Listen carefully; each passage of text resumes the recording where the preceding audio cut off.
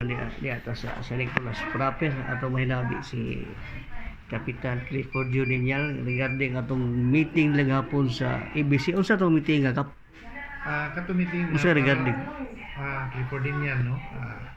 Ang among meeting na to regarding sa koleksyon sa basura. Kay wa na gyud dili na kalabay dito sa SRP.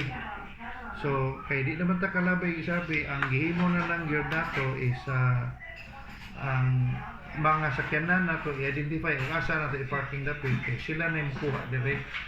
So transfer na dili na gyud ingon mulabay ta dito, ari na diri sa barangay, ari sila ni mato dito sa kay. Regarding atong hapon nga baha. Regarding Hapon. sa baha gyud Hapon. no, wa takibaw nganon kalit lang yun to ug kusog yung kayang baha no, kay gikan mo to nagsugod yun to sa Guadalupe River mo na siya. So gikan from Capitol padung dire doon na tawag na kung kusog kay ang baha niya.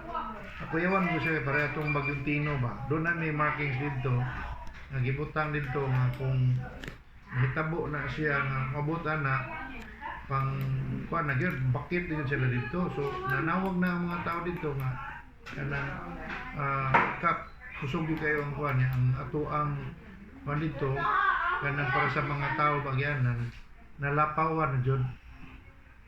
So mo to atong gibidyuhan una concern gyud nato ato is kaning patakaglabay ba, grabe gyud ang basura. Regarding ato kap lulaen tong manam tong katong nahitabo to sa kadlaw, unsa man tong hitabo atong duay babae nga gipusil? Kato siya gyud no. Ato lang ikuan recap lang to. Recap lang nako. Kana yun tabuan na nana ang report ana sa Station 6. Ilan na tong gitan-aw diri CCTV. Sila ni naibaw unsay ang hitabo niadto kay wala mo ato diri sa barangay kay Laon ba. Ang tabo na naman tayo pag-ipusin ito siya kanya mo nang amutan sa giga o tinuod baka regarding sa drugs ba.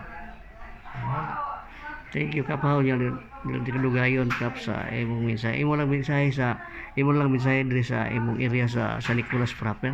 So pagkakaroon no sa ato ang mga presidente di sa San Nicolas among gihangyo nga palig lang isuod lang ninyo ang sako ang mga basura kay karon sa iyo na namo pagkuha kay ang ato mong basura